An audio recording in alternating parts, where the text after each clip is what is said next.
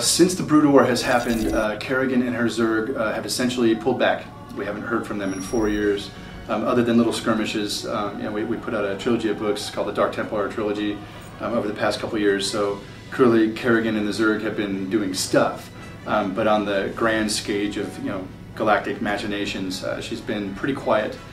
So as this sequel really gets moving, we see pretty quickly the Zerg have returned with a vengeance. We're not entirely certain of what Kerrigan's up to or what she's seeking, but it's generally bad news for everybody involved when the Zerg start rapping on the door. I think this time around, when we wrote and developed the first StarCraft, I just love the idea of Raynor as kind of the one honest man in the universe, and I love the idea of this kind of honest cowboy dude being swept up in these events, and to some degree, his sense of justice, his sense of right and wrong, just innately who he is, factoring in, to these much larger events, without any superpowers or without any kind of magic gizmos.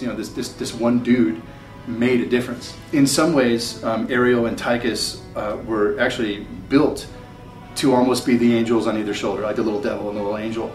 The weirder question is, ultimately, which way will Raynor go? If there are components of either character, the purely self-serving, wanton destruction of Tychus and the more selfless, altruistic element of Hansen, these are both things that exist within Raynor. He's as complicated as anyone you've ever met, ultimately. And while we ultimately know what he's after, what shape will his journey take? Just the idea of these kind of simple humans in the middle, that aren't always the most honorable, or effective, trying to scrabble for their identity in the middle is structurally something I really like about StarCraft. Tychus is an interesting character we developed actually a little bit later in the process. He kind of came out of a lot of cinematic ideas we were talking about. And Tychus essentially is an old war buddy of Raynor's. They go back a ways from their army days, which did not end real well. So they haven't seen each other in many years.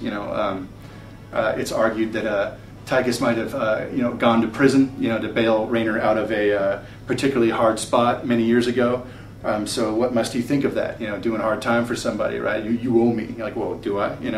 It's an interesting curve between them, and how that plays out. It will be evident over the course of the campaign. I think if we had taken this storyline and broke it down into novels, it could probably be fit into 3 long freestanding novels. It would best be served as probably something more like 9. That sounds crazy, but it's kind of crazy. It's quite big. But my favorite part, while I can't tell you what it is, I love the ending of this story. The ending of Wings of Liberty is one of my favorite moments that we've worked on in any capacity in any franchise that Blizzard has done. I love the ending of this game. I love where it all goes, and what happens with our heroes, and I think it's a great starting off point for obviously the next chapter. It would kind of have to be to some degree, but I apologize that I can't tell you what it is, but it just geeks me up.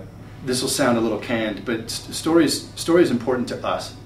Story is important to Blizzard. And there are other groups out there that do far larger stories and do giant grinding RPGs, and that necessarily isn't our kick. But so long as we're building games and so long as we're building franchises, stories